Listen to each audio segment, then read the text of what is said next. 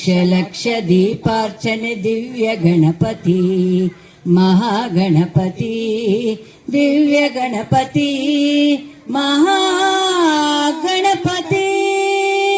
ಕೋಟಿ ಕೋಟಿ ನಮನ ನಿನಗೆ ಮಹಾಗಣಪತಿ ಲಕ್ಷ ಲಕ್ಷ ದೀಪಾರ್ಚನೆ ದಿವ್ಯ ಗಣಪತಿ ಇಳಿದು ಬಾ ಇಳಿದು ಬಾ ಇಳಿದು ಬಾ ಗಣಪತಿ ತಮಸೋಮಾ ಜ್ಯೋತಿರ್ಗಮಯ ಮೃತ್ಯುರ್ಮಾ ಅಮೃತಂಗಮಯ ಓಂ ಶಾಂತಿ ಶಾಂತಿ ನಮ್ಮ ಎದೆಯಲ್ಲಿ ನೆಲದಲ್ಲಿ ಸದಾ ಇದ್ದು ನಮ್ಮನ್ನು ಹರಸು ಹರಸು ಬಾ ಸದಾ ಸ್ವಾತಂತ್ರ್ಯ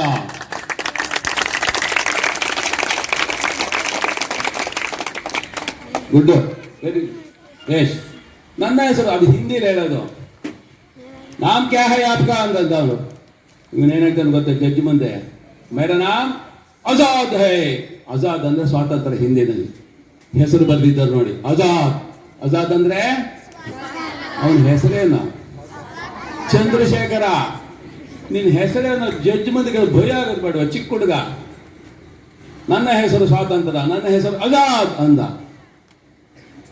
ಎಲ್ಲೋ ನಿಮ್ಮ ಮನೆ ಅಂತ ಜಡ್ಜ್ ಪ್ರಶ್ನೆ ಕೇಳಿದ್ರು ಏನ್ ಹೇಳ್ತಾನೆ ಗೊತ್ತವನು ಹಾಕಿದ್ದ ನಾನು ಯಾವಾಗಲೂ ನಿನ್ನ ಹೆಸರೇನು ಅದು ಹೀರ ಹುಂಗ ಸಾಯವರೆಗೂ ನಾನು ಸ್ವತಂತ್ರವಾಗಿ ಬದುಕ್ತೇನೆ ಯಾರಿಗಲ್ಲ ಹಂಗ ಬರಲ್ಲ ನೂರಾರು ಜನ ಪೊಲೀಸರು ಸುತ್ತ ದಡ ದಡ ದಡ ದಡ ಹೊಡಿತಾ ಇದ್ದಾರೆ ಗುಂಡು ಅವನಂತ ನನ್ನ ಪಿಸ್ತೂಲ್ ಇತ್ತು ಅವನು ಸುಮಾರು ಜನ ಕೊಂದ ಮರದ ಕೆಳಗಡೆ ಸಂಧಿಯಲ್ಲಿ ನಿಂತ್ಕೊಂಡು ಅವನಿಗೊಂದು ಜ್ಞಾಪಕ ಆಯ್ತು ನಾನು ಪೊಲೀಸ್ ಅವರಿಗೆ ಜೀವ ಸಹಿತ ಸಿಗಲ್ಲ ಬದುಕಿರುವಾಗ ಸಿಗಲ್ಲ ಅವನ ಕೊನೆಯ ಗುಂಡು ಮೈ ಆಜಾದ್ ಹೂ ನಾನು ಸ್ವತಂತ್ರ ನನ್ನ ಹೆಸರು ನಾನು ಆಜಾದ್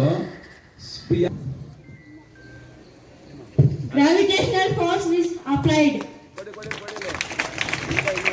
ರೆಡ್ಡಿ ಅವರು ನನ್ನ ಚಿಕ್ಕವರಾಗಿದ್ದಾಗ ಅದೇ ಈಗ ಇಲ್ಲಿ ಒಂದು ಪುಟ್ಟ ಬಾಲಕ ಬಂದಿದ್ನಲ್ಲ ಆ ವಯಸ್ಸಲ್ಲಿ ಇರಬೇಕಾದ್ರೆ ನಾನು ಸ್ನಾನ ಮಾಡಿ ಆ ತುಂಡನ್ನು ಕಟ್ಕೊಂಡು ಬರಬೇಕಾದ್ರೆ ಆಜಾದ್ ಆಜಾದ್ ಅಂತ ಕರೀತಾರೆ.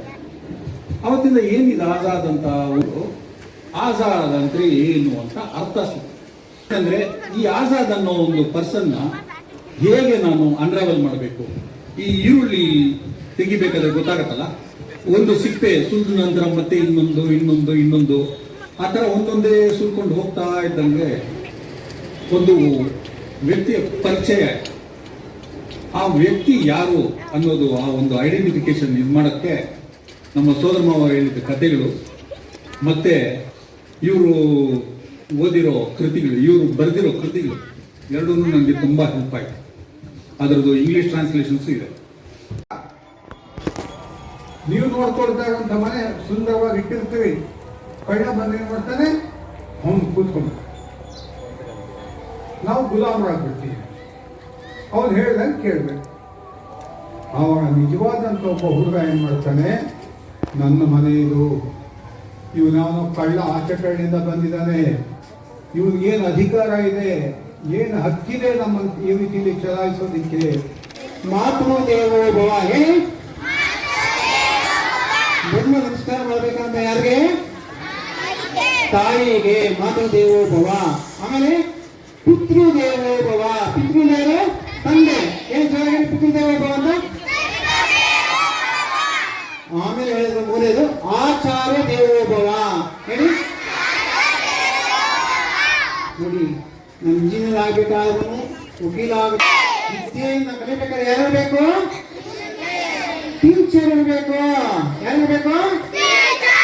ಉಪಾಧ್ಯಾಯರಿರಬೇಕು. ಹೌದಾ? ಉಪಾಧ್ಯಾಯರಿಗೆ ನಾವು ಸಹನಾಭೂತಿಯಿಂದ ಭಕ್ತಿಯಾಗಿ ನಮಸ್ಕಾರ ಮಾಡಬೇಕು.